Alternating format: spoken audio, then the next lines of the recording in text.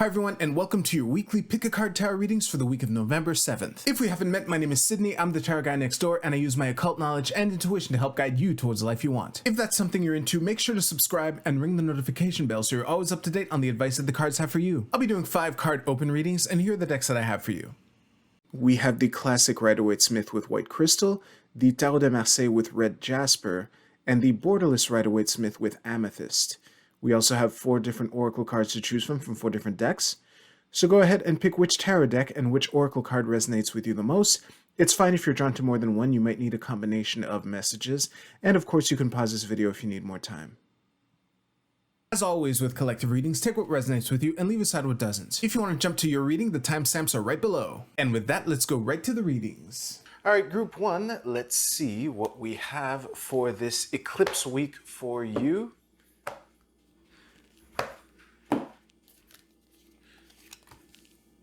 Nice. Very nice.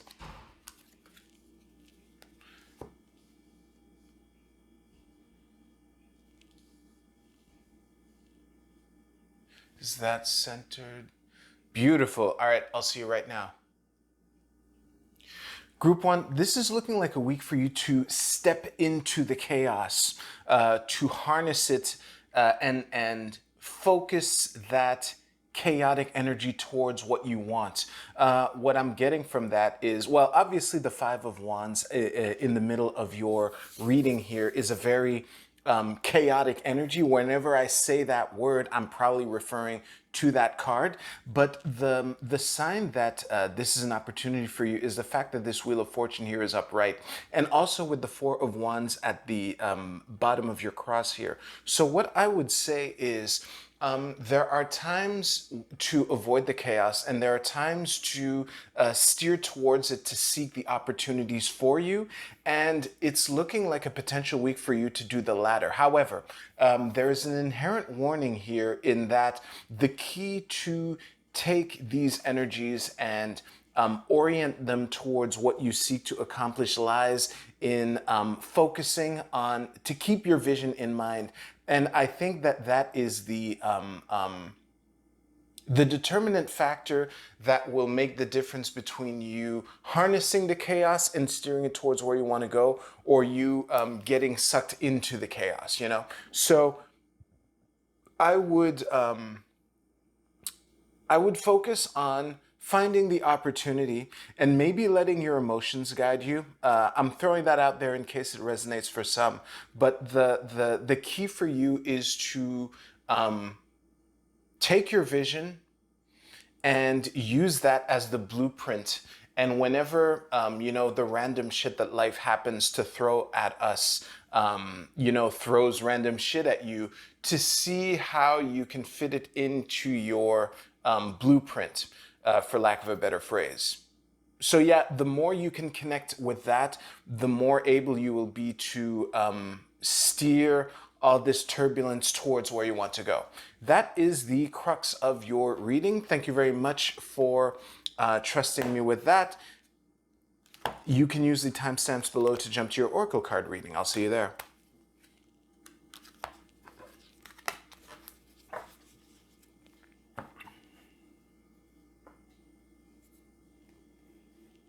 All right, group 2, let's see what we have for you for this eclipse week.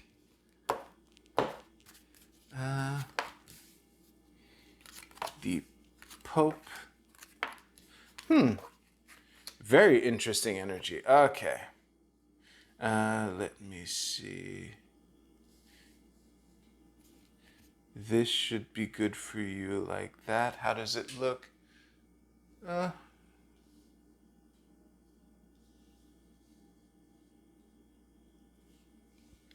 Yeah, that's a little better. All right, I'll see you right now.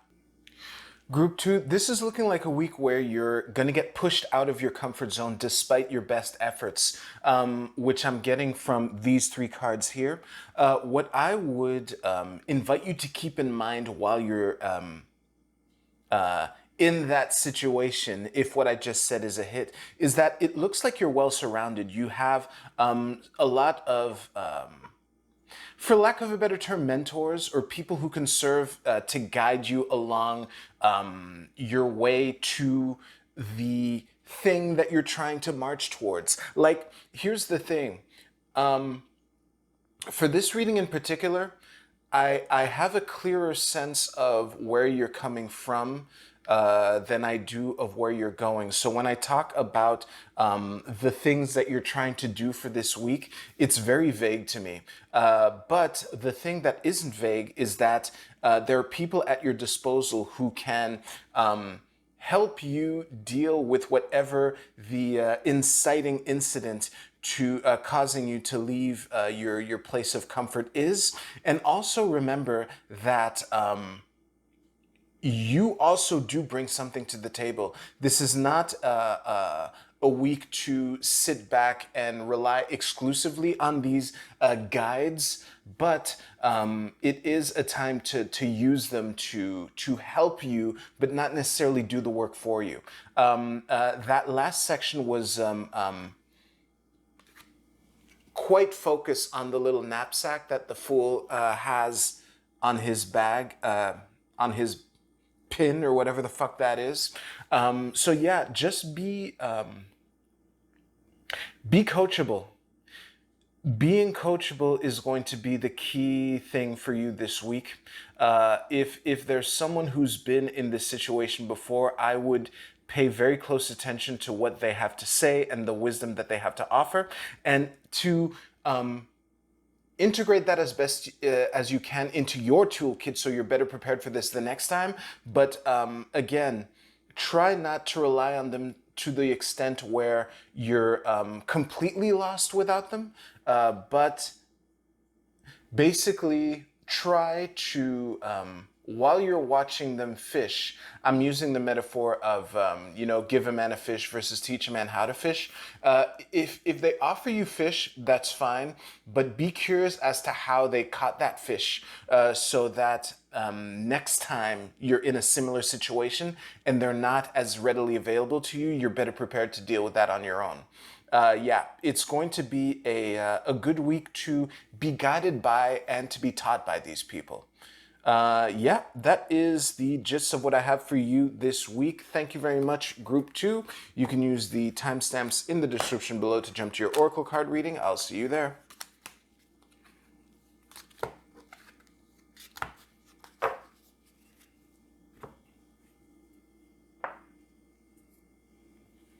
All right, last but not least, Group 3. Let's see what we have for you. All right, I'm going to throw all 5 cards down. I'm going to stare at them in silence for a bit. And you have, not counting the bottom of the deck, you have an entirely upright reading, which is looking really good. And especially with the cards surrounding it. I'm loving this axis without even having taken the time to really absorb it here. This should be well framed for you. Yes, it is. All right. Group 3, I could summarize your entire reading with 3.5 words, I guess. You've earned this. Honestly, I could end the reading right here and at least feel satisfied that I've given you the core of the message. Obviously, I'm going to elaborate a little. So you have here's the thing. The Seven of Wands, there are many different ways to interpret it. However, when it's surrounded by the Chariot, Justice, and the High Priestess here, this is a clear indication that you've earned the right to be in this high position here. It looks like for whatever this week has in store for you, it's almost as if you have some kind of like aura of protection that is made up entirely of the preparation that you've done to reach this point. One thing I want to comment on before I forget is I notice you have the 777 here, 777. So if you're into that stuff, you might want to look up 777. Obviously, anyone who's seen a roulette machine knows that that's generally a very lucky thing. So yeah. This is especially with all the chaos and the eclipse that's happening, it looks like you're in a uniquely well-suited position to stay the course and continue marching where you were marching. The Seven of Coins here, which is weirdly the most negative card in your reading here, is, I would say, is as an indicator to be grateful for the work that you've done, and also a reminder that you're not at the end yet. But honestly, it looks like you're in an extremely good position to make wise decisions guided by your intuition. Just don't let doubt creep up. You have absolutely no reason to be doubtful of yourself for this week in particular, Group 3. Again, you've earned this, and it's quite inspiring to see a reading like this. And based on the times that we are going through right now, the world needs more people like it looks like you are. So yeah, remember to be there for people, but don't let the haters get to you, because they don't know what the fuck they're talking about. So honestly, that was a really straightforward reading. You can use the timestamps to jump ahead a little bit to your Oracle card reading, or you can watch me pick up your spread. Either way. Whoops.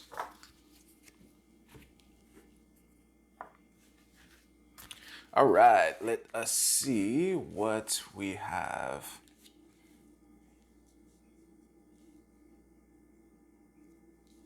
That should be good enough. Yep, that works. All right, Group A, your archetype card is the Trickster. I love it.